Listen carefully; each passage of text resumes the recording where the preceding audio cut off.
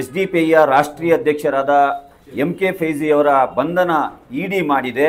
ನಿನ್ನೆ ದಿನ ಏನು ಇಡಿ ಅಧಿಕಾರಿಗಳು ನಮ್ಮ ರಾಷ್ಟ್ರೀಯ ಅಧ್ಯಕ್ಷರನ್ನು ಬಂಧಿಸಿದ್ದಾರೆ, ಇದು ಒಂದು ರಾಜಕೀಯ ಪ್ರೇರಿತ ದುರುದ್ದೇಶಪೂರಿತ ಒಂದು ದ್ವೇಷಭರಿತ ಬಂಧನವಾಗಿದೆ. ಇದು MK ಫೈಜಿ ಅವರ ಮೇಲೆ ಮೊದಲ ಪ್ರಹಾರ ಮಾತ್ರ ಅಲ್ಲ, ಈ ದೇಶದಲ್ಲಿ ಇಂತಹ 10 ಹಲವು ಅಕ್ರಮ ಬಂಧನಗಳು ನಮ್ಮ ಒಕ್ಕೂಟ ಸರ್ಕಾರ ನಮ್ಮ ನ್ಯಾಷನಲ್ ಏಜೆನ್ಸಿಗಳನ್ನು ದುರ್ಬಳಕೆ ಮಾಡಿಕೊಂಡು ಬಂಧಿಸುವಂಥದ್ದು ಹಲವಾರು ಉದಾಹರಣೆಗಳಿವೆ.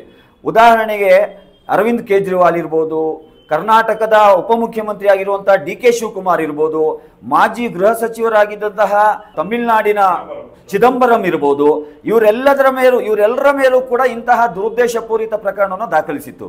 ಆದರೆ ಇವತ್ತು ಈ ಎನ್ಫೋರ್ಸ್ಮೆಂಟ್ ಡಿಪಾರ್ಟ್ಮೆಂಟ್ ಅವರ ಕಡೆಯಿಂದ 5,000 ಕೇಸುಗಳು ಏನು ದರ್ಜಾಗಿತ್ತು, ಆ 5,000 ಕೇಸುಗಳಲ್ಲಿ ಶಿಕ್ಷೆ ಆಗಿರುವಂಥದ್ದು ಕೇವಲ 42 ಕೇಸುಗಳಲ್ಲಿ ಮಾತ್ರ. ಅಂದರೆ 0.42% ಮಾತ್ರ ಕನ್ವಿಕ್ಷನ್ ಆಗಿರುವಂಥದ್ದು. ಅಂದರೆ ಇವರು ಯಾವ ಆರೋಪಗಳನ್ನು ಹೊರಿಸ್ತಾರೆ ಕೋರ್ಟ್ನಲ್ಲಿ ಅದು ಪ್ರೂವ್ ಆಗಬೇಕಂತಿಲ್ಲ. ಆದರೆ ಏನು social democratic party of India ಒಕ್ಕೂಟ ಸರ್ಕಾರದ ಏನು ವಕ್ಫ್ ಬಿಲ್ 2024 ಅನ್ನು ವಿರೋಧಿಸಿ ದಕ್ಷಿಣ ಭಾರತದ ರಾಜ್ಯಗಳಾದ ಕೇರಳ, ತಮಿಳುನಾಡು, ಆಂಧ್ರ ಪ್ರದೇಶ, ಕರ್ನಾಟಕದಲ್ಲಿ ಬೃಹತ್ ಹೋರಾಟಗಳನ್ನು ನಾವು ಸಂಘಟಿಸಿದ್ವಿ. ಇದನ್ನ ಇವರು ಕೆಂಗಣ್ಣಿಗೆ ಗುರಿಯಾಗಿ ಈ ಹೋರಾಟದಿಂದ ನಮ್ಮನ್ನು ವಿಮುಖಗೊಳಿಸಲಿಕ್ಕೆ ಈ ಬಂಧನವನ್ನು ಏನು ಮಾಡಿದ್ದಾರೆ. ನಮ್ಮ ಹೋರಾಟಗಳು ನಿಲ್ಲೋದಿಲ್ಲ, ಇಂತಹ ಬಂಧನಗಳಿಂದ ನಾವು ಎದೆಗುಂದೋದಿಲ್ಲ.